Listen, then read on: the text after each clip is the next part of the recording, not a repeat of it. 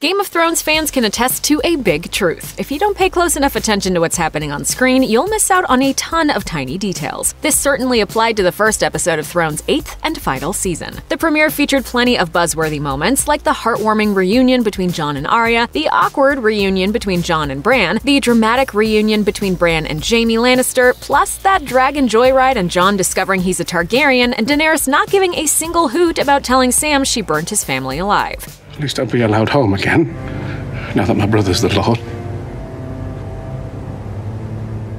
What has people talking even more than all that are the 2 blink and you'll miss them cameos that most people didn't pick up on the first time around. You know, on account of everything else happening during the episode. In the Season 8 premiere, there's a scene in which Theon Greyjoy storms his uncle Euron's ship, making his way to his sister Yara. Before he can rescue her, however, Theon has to pick off a few members of Euron's fleet. Theon's hand is steady as he fires an arrow clean into the back of one man's skull, sending it shooting out his eye. He and 2 men behind him put several more arrows through the heads of other random guys on deck. The siege is successful, the path to Yara is clear, and Theon is free to return to Winterfell while Yara looks over the Ironborn as Queen of the Iron Islands. On the surface, the scene doesn't seem out of the ordinary. It's a calculated act of violence executed to meet an end goal. Look closer at the people playing Theon's victims, however, and you'll see that the sequence is anything but normal, as it features cameo appearances from It's Always Sunny in Philadelphia actor Rob McElhenney and Silicon Valley star Martin Starr. They gouged my eye out! They gouged my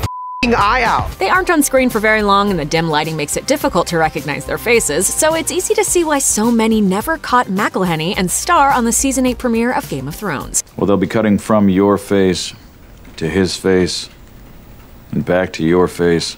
Then we'll get to see his face again.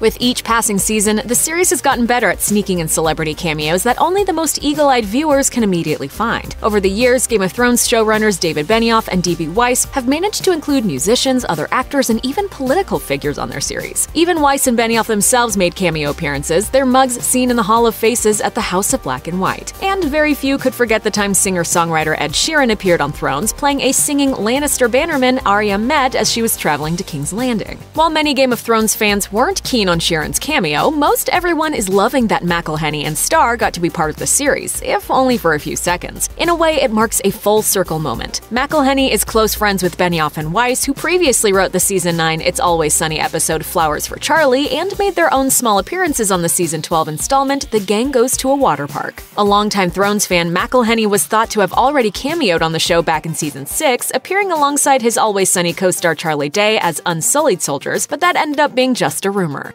You're like, what's that rascal Charlie up to? What's he up to this time, right? I'm not thinking that at all. Unfortunately, there's one person who definitely won't appear in the final season of Game of Thrones, the mastermind behind the whole thing, George R.R. Martin. As it turns out, the A Song of Fire and Ice author had the opportunity to cameo on Season 8, but turned it down in favor of working on finishing The Winds of Winter, the long-awaited 6th book in his novel series upon which the show is based. In the Game of Thrones cameos, you either accept and play a character who probably dies, or you decline and deliver on your past promises. McElhenney and Starr may have had more fun, but Martin chose wisely. Check out one of our newest videos right here. Plus, even more Looper videos about Game of Thrones are coming soon. Subscribe to our YouTube channel and hit the bell so you don't miss a single one.